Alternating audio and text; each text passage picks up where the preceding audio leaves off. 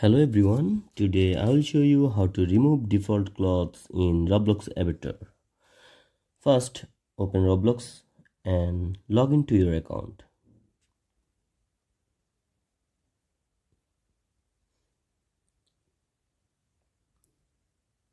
Go to avatar.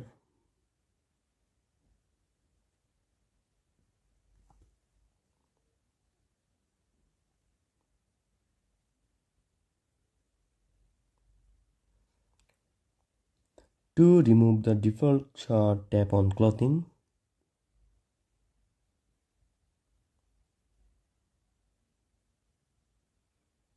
Then go to shorts.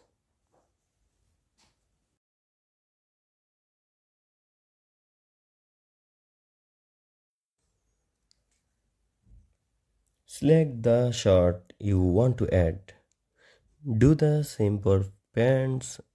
Make sure to check other layers like outerwears or tops. And there you go. Thanks for watching.